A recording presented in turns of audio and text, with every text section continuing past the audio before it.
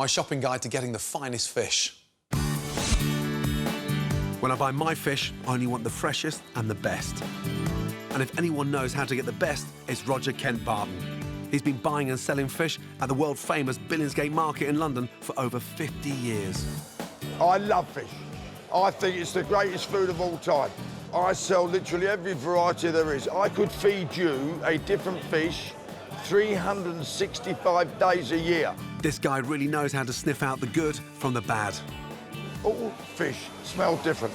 The longer it's around, the more fishy it will smell. When it's lovely and fresh, it doesn't smell. Whenever you're going to buy fish, don't be frightened. Get your nose right into it. Don't go like that. Get it into it. Smell it. Smells delightful. It smells what I call salmony, and it's lovely. Barramundi, it's a lovely fish. The way to tell good fish is, look at it closely. It's shining. It's still got the bloom on it. His eyes are as bright as yours. Look in the gill, lovely and red. Put it in a bag for the gentleman, please. People should always be asking about their fish. What kind of fish is it? Where does it come from? A nice salmon, £19. It's a bargain at £20. Roger's right. Salmon's brilliant value and a great all-rounder. Really healthy and super delicious. Here's a quick look at the different cuts and how to use them. Whole salmon always impresses. It's fantastic stuffed and steamed, either in a fish kettle or in the oven wrapped in foil. Steaks are great value and brilliant baked. A side of salmon is perfect for poaching, home curing or baking in pastry. The fillet is so versatile, easy, fast to cook and great for pan frying. Smoked salmon, delicious cooked or raw. I love it with scrambled eggs. Broadly, there's white fish and there's oily fish. They come under two different sections. Here we have white fish. It's lovely, it's cod. It's the best cod in the world. It comes from a place called Peterhead. It's nice and white. The whiter the better. One of the most oily fish you'll find. Mackerel, there it is. Lovely colour. With most fish, the fresher they are, the harder they are. If you're not well and you're ill, have a mackerel. Sprats, otherwise known as top hats. Here we have flatfish, and these are known as plaice. As you can see, they've got spots. The redder they are, the fresher they are.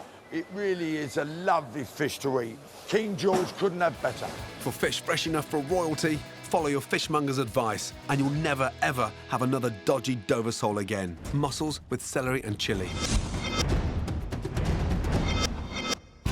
First, prep the veg, chop spring onions, shallots, a clove of garlic and chilli to taste. Then thinly sliced celery, add a bay leaf and thyme, veg ready. Add oil to a pan and fry. Season, then add mussels and stir. Mussels are one of my favourite shellfish, cheap, healthy and delicious. Cover and steam for a couple of minutes. As the mussels open, add vermouth and aromatic fortified wine. And 150 ml of dry white wine. On a high heat, reduce the liquid to create a sauce. Discard any mussels that are still shut. Then finish with creme fraiche and chopped parsley.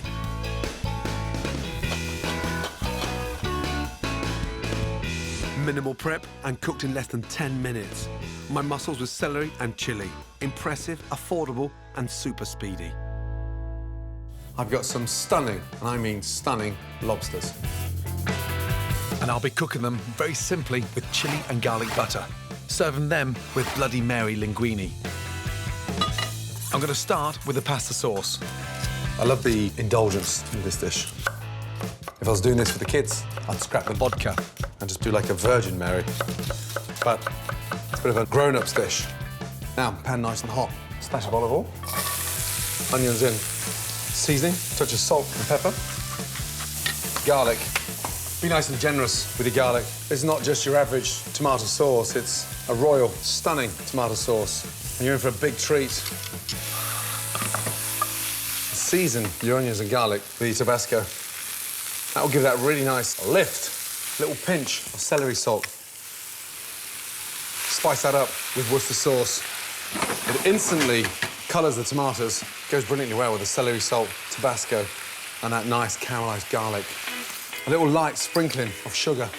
All the Worcester sauce has reduced down. We've got this nice, sweet, spicy, sticky, garlicky onion base, glazed with a couple of spoons of vodka in.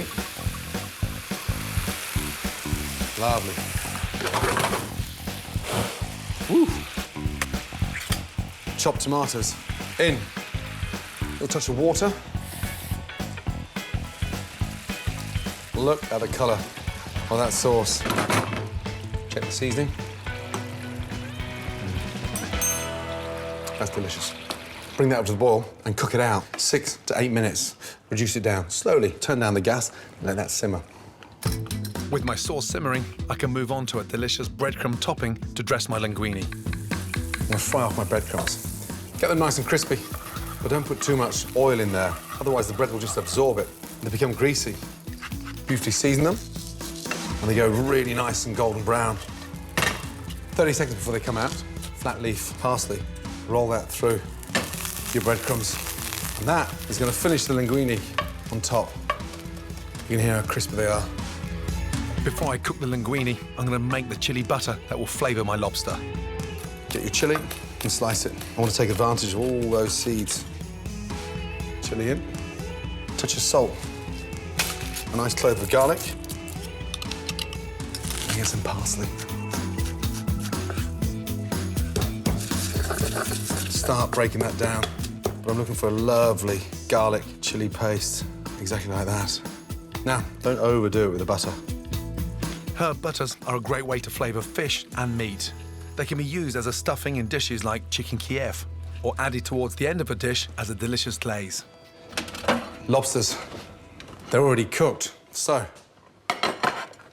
firmly place the lobster flat on your board. There's a little crisscross here, line there and a line going across. Put the point of the knife in and just push through the head. Turn the lobster around, cut through the lobster. Snap the legs off, snap the claws off. Just get the back of your knife, crack them. Spread that beautiful butter on. Go into the heads as well. And then the claws, take off bits of the shell and get little bits of butter in there. This can be done way in advance. For me, the longer that chili butter sits on top of that lobster, the better the flavour, especially when they hit the grill. While my lobster firms up in the fridge, I can finish cooking my linguini. Water brought up to the boil, seasoned nicely, and a little touch of olive oil. Now, linguini in first. That's going to take the longest, 8 to 10 minutes. In, and as the linguini starts softening at the bottom, just gently turn that around. Always wait till the linguini is nice and soft. That way you don't break those nice strands. Give that a good mix. Get your lid back on. And bring that to the boil rapidly. After 8 to 10 minutes, my linguini should be perfect. You want it al dente, slightly firm. Not too chewy. Absolutely spot on. Drain that into a colander. Shake a little bit of water from the pasta into my sauce. In she goes. Start twisting the linguini around. I want that Bloody Mary spicing up the linguini. Always hold up the centre of the pan first and place it onto the plate. Let go of that nice big lump. By doing this, you'll get a mountainous pile of spaghetti with more body. Then generously cover that with your crispy breadcrumbs. Absolutely beautiful. Last but not least, I need to cook my chilled herb-buttered lobsters on a smoking hot griddle.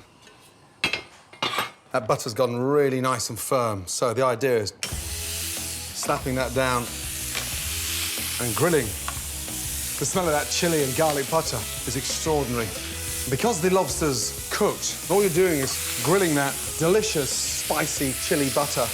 You just want that mark of the char quickly on the lobster. Turn that over. Smell is incredible. Now, get that on.